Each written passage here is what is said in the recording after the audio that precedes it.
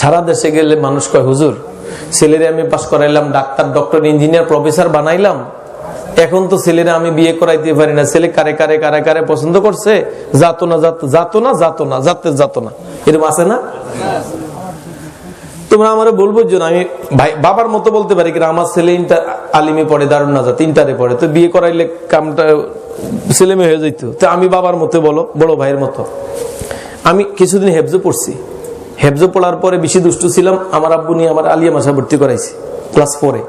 তারপরে হাদিস গ্রুপে টাইটেল পাস করছি, মুফতি গ্রুপে ডাবল টাইটেল পাস করছি, মাস্টার্স করছি কলেজ থেকে। তো আমার বন্ধু বান্ধব যখন ক্লাস 8-এ উঠছি, তখন তারা ফ্যামিলি করে বিয়ে শুরু করছে। আমার বন্ধু বান্ধব 8-এর বছর থেকে শুরু করে ডাবল টাইটেল পাস করা পর্যন্ত কম হইলেও ফ্যামিলি করিয়া 100টা বিয়ে করছে। আল্লাহর কসম করে বলি, গভীর রজনীতে একটাও শান্তিতে নাই। কারণ কি জানেন? কষ্ট দিছে বাবা মারে। কারে কারে? সবাই বলেন কারে? কিভাবে বুঝাইতাম? বাবা যে আমার ডাবল টাইটেল আমি পাস করাইছি, এখন বুঝি বাবার কত কষ্ট হয়েছে। ওয়াজ করে বুঝাইতে পারবো না, বাবা যে কত কষ্ট করছে এখন বুঝি রে ভাই। বাবা মরে গেছে, কি করবে এখন? তার দোয়া ছাড়া কিছু নেই। এই বাবা আমার মনে কষ্ট দিলে এখন বুঝি। এখন আমার ছেলে ইন্টারে পড়ে, তার পিছিয়ে কত টাকা, কত সময়, কত কিছু ব্যয়। তাহলে আমার বাবাকে ডাবল টাইম পাস করাইতে এর 100 ভাগের 1 ভাগ করে নাই? নিজে বিয়ে করলে যে বাবা মা কত কষ্ট পায়, এটা এখন বুঝাইতে পারবো না। তবে তোমাদের পায়ে হাত দিয়ে বললাম, তোমার দৃষ্টি আর আমার দৃষ্টি আর এই মুরব্বিদের দৃষ্টি এক না। তুমি যারে দেখবা কালো সুন্দরে, বংশ অবংশ যা আছে তোমার দেখলে পছন্দ হইব, বয়সের দোষ। আমার বয়স মধ্যমপন্থা, আমার আরেকটু দেরিতে পছন্দ হইব, বুঝতে আরেকটু গভীর। আর এই যে 70, 80, 60, 70 বছর হয়েছে, এদের চিন্তাধারা বাস্তব চিন্তাধারা। এরা মানুষ বেশি দেখছে, পরিস্থিতি বেশি বুঝছে, ভালো খারাপ বংশমর্যাদা বুঝে। এদের পছন্দটা হলো প্রকৃত পছন্দ।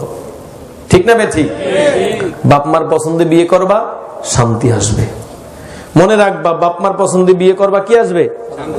আমার একটা আমল, আমার জীবনে অনেক আমল নাই, তবে আমার একটা আমল আছে। আমি চক্ষু বন্ধ করে কোন শর্ত ছাড়া প্রাণ ভরে আমি আব্বা আম্মার খেজমত করছি, বাবার করছি, মায়েরও করি। আল্লাহ বুঝার তৌফিক দান করো। আমি যখন প্রথম ডাবল টাইটেল আমি পাস করে নারায়ণগঞ্জে চাকরিতে ঢুকলাম, আমি আলিম ইন্টার পাস করছি, আর আমার বোন 4টা বিয়ে হয়ে গেছে, ঘর খালি। আব্বা মা খালি তোমার বিয়ে করামো। আমি না, কি বিয়ে করবো, বলাবেন চাকরি বাকরি হোক যাক। টাইটেল পাস করে যখন চাকরিতে ঢুকছি, বাবা মেয়ে দেখা শুরু করছে। তা আমি ছুটিতে বাড়িতে গেছি, আর আমার আম্মা আমারে মাওলানা তোমার কোনো পছন্দ মেয়েতে আসেনি, দেখেন। আমি মগা বুঝেন তো, মগা সাজ্জা গেছি।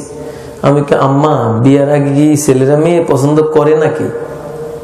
মানে বুঝাইলাম আমার পছন্দ কি নাই। আমি দেবীপুর দরবারে ওয়াজ করতে গেলাম, সবিতপুর দরবারে পিসা মামার ওয়াজ শুনে হ্যাঁ প্রস্তাব দিছে, কয় আমি তো আপনার সাথে আত্মীয় করতে চাই, বিয়ে করছেন নি? আমি কই করি নাই। কয় এই কথা। আমি আমার আব্বার লোক কথা বলেন, যাক বিয়ে দিল। আমার আব্বু পিসাবের কথা শুনে পছন্দ করছে, মেয়ে পাঠাইছি, মেয়ে দেখছে। আমার শ্বশুরকে আমার এক বাবা মেয়েটা দেখে যাও, শাশুড়িকে বাবা মেয়ে দেখে যাও। আমার আব্বাকে আমি পছন্দ করছি, তুমি দেখে আসো। খোদার কসম করে বলি, গভীর রাতে আমার ওয়াইফে আমি বিয়ের আগে দেখি নাই। বাসর ঘরে বিয়ে করে, বাসর ঘরে প্রথম দেখছি। আব্বা আম্মার পছন্দে বিয়ে করছি, তো আলহামদুলিল্লাহ শান্তিতে আছি ভাই। আর তোমরা পছন্দ করিয়া শান্তি পাইতা না। এই জন্য বিয়ে করবা কার পছন্দে? এই বলে না, এরা বলে না এখন কার পছন্দে? জোরে বলেন, বিয়ে হবে কার পছন্দে? আল্লাহ তুমি কবুল করো। যদি দুনিয়াতে স্বামী স্ত্রীর মহব্বত আল্লাহর একটা নিয়ামত। মা বোনরা আছে, আমি কথাটা বলে গুছিয়ে দিই, শেষ করি দিই, রাত্র অনেক। তোমাদেরকে বলছি, সবারই অনেকের সম্পদ আছে, শিক্ষা আছে, সৌন্দর্য আছে, লাঠির জোর আছে, ক্ষমতার চেয়ার আছে, ঘরে ঘরে ঘরে শান্তি নেই, শান্তি নেই। বাবা মা গো, মা আপনার আমার মায়ের মতো, বোনের মতো। স্বামী স্ত্রীর মহাব্বত আল্লাহর পক্ষ থেকে বড় নিয়ামত। স্বামী স্ত্রীর মহাব্বত আল্লাহর পক্ষ থেকে নিয়ামত।